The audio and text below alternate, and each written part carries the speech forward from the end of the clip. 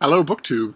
We're once again back here in this, what I'm now realizing is this weird side shelf of Penguin classics that don't seem to be following any rhyme or reason, and that a lot of which I don't remember being here. And it's because it's in an unsuitable place. It's in an unsuitable ergonomic location. It's down at the bottom of the shelf in a corner. If I want to ruminate on these books and study them and pick them off the shelf and consult with them, they can't be down here. So I'm going to need to work on that. So as I'm taking these off, I'm not putting them back on when the video is over, any of them, because I want to redo this whole shelf and see what I make of it. But in the meantime, since I'm taking them off the shelf and looking at them anyway, I might as well do that with you, right? So let's see what the first one is here. Nice thick thing. Oh, wow. Oh, great. This is one of the greatest travel books of all time, and in a Penguin classic. This is The Worst Journey in the World, with introduction by Carolyn Alexander. Very nice. Look at that cover. Look at that forbidding cover. This is just it's the Arctic and Antarctic exploration craze taken to its logical extreme. This is just science fiction. It's so horrifying what these explorers went through. It's a must-read book for travel writing, exploration writing, that sort of thing. If you read those books and you like them, and for instance you consult any list anywhere, even on Goodreads, I'm sure, any top 10 list, top 20, top 50 list of the best books in that genre, this will be up near the top or number one in most of those lists, and deservedly so. It's eloquent and horrifying. Let's see what this next one is.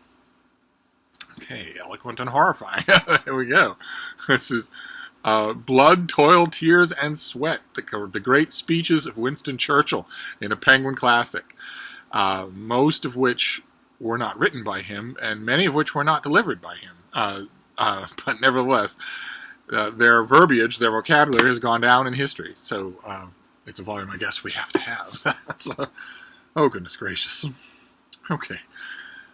All right, this is Bachelard. This is the Poetics of Space. Almost unmitigated gobbledygook and nonsense. And this one with an introduction by Mark Danielewski. In case Bachelard's original book didn't give you enough gobbledygook and nonsense, you have Danielewski to help muddy things up. This isn't doing well at all. All right, okay, there we go. Enchanted April. Elizabeth Armin. What a lovely cover. Look at that. That's a painting. But it's an actual place. I've been there. Oh, no, it's just a photograph. I think it's just a photograph. But this is just a lovely, lovely novel. And a template for a whole bunch of adaptations and pastiches and explorations of renewing yourself through travel, that whole thing. Finding yourself when you're away from your familiar world. Just one of those of you who've read it will know. I don't think I've ever met anyone who read this book and didn't love it. So I'm glad I have a Penguin Classic of it, although what the Penguin Classic of it is doing down here, I have no idea. Oh my. Oh, goodness. Okay. This is from 2016, and it's a collection. We've mentioned on this channel many times while we've been grinding through these Penguin Classics. The Penguin does two things. Or for most of their lifetime, they did two things. They would reprint canonical classics in very attractive forms with very good introductions and whatnot. And they would also make original anthologies, pull together stuff under an editorial direction. And they were a delight. Penguin does they do a third thing nowadays, in the 21st century mostly, and that is to find new stuff. They have become exploratory, daring, in a way that doesn't always pay off, but that I absolutely love. But for most of the time, they did either standard reprints or anthologies, and this is an original anthology. This is the Penguin Book of the Undead. Look at the hands coming over the white boundary there. Just a collection of spooky supernatural stories. Then Shirley Jackson, Dark Tales by Shirley Jackson, a collection of her weird and bizarre, spiky horror and moody classics. More horror, The Best of Richard Matheson. Look at that cover. Huh? Wow. I reread it when I got that a couple of years ago. I very much liked it. Then we have Anna Kavan's Ice, which again I reread when I got this new Penguin edition. I don't love it as much as its fans do. I just don't. Well, this next one's a penguin, but it's not really. This is the Penguin / Pelican Hamlet from their new series of the plays of Shakespeare. Which reminds me, just a reminder to you, I really do think that September is going to contain ShakeTube 2018. We all had a blast with ShakeTube 2017, so I'm pretty sure that Curtis and Lukash will be announcing that soon. You will want to read up on some Shakespeare in September. I mentioned it on this channel earlier when I was doing your frantic calendar of upcoming BookTube events, and you wouldn't believe maybe you would believe how many emails I got from people saying, well, it's great that you're going to do ShakeTube in 2018, but you are going to do more Harold Bloom impersonations. I had no idea that was a highlight of my Shakespeare videos. So what's next here? Oh, okay. This is The Damnation of Thier and Ware, Harold Frederick from right before the 20th century. Really digging into psychological and very detailed day-by-day growth of a dark tragedy in one preacher man's life that has a lot of imitators in the 20th century. Harold Frederick took a gamble on this book. It was a big success. And he took a stylistic gamble, a voice gamble on this book that really paid off in terms of his imitators and homages and whatnot. Penguin Classic, the 95 Theses of Martin Luther, the pig Martin Luther.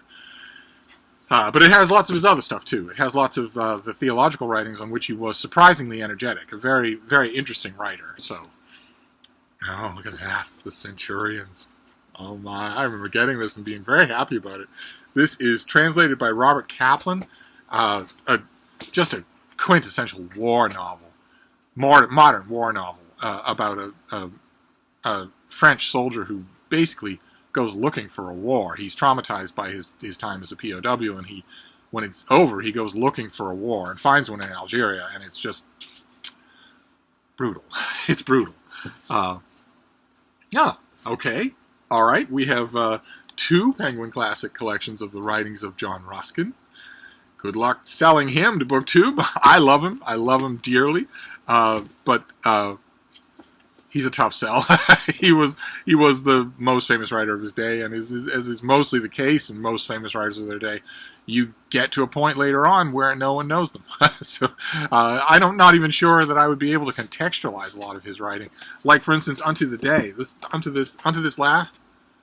I'm not even sure I'd be able to contextualize that for an enterprising reader any more than I would his great book Forest Clavigara, which I love, but which I don't know. You would have to know a lot about Ruskin to read him anymore. And the thing is, his writing career was huge when everybody did know a lot about him, so he didn't have to worry about that. I don't think he anticipated there would ever come a time when people would not know who he was. Okay, all right, this is John Stuart Mill and Jeremy Bentham. This is Utilitarianism and Other Essays. Just a Penguin Classic. Oh, wow, goodness gracious. A huge volume of Shelley. What is this doing down here? I have all my other romantic poets elsewhere on this shelf. I don't know what this is doing down here. Lovely thing. I have certainly never consulted because it's down here in the dark. Captain's Courageous by Rudyard Kipling, in a Penguin Classic that has seen better days, a little beaten up. Oh, wow. Oh, goodness. Okay, this is Borowski, This Way to for the Gas, ladies and gentlemen. This is just harrowing, his account of life in Auschwitz. Just harrowing. Well deserving of being a Penguin Classic. Wow. Okay. And then our last one is a Treatise on Toleration by Voltaire, which shouldn't be here. It should be with the rest of Voltaire, the rest of the Penguin Voltaire that I have sold. So this is actually doing me a favor. We now have 2 shelves cleared on this weird adjunct bookshelf. So I'll wrap this up for now, but I'll be back. Thank you, BookTube.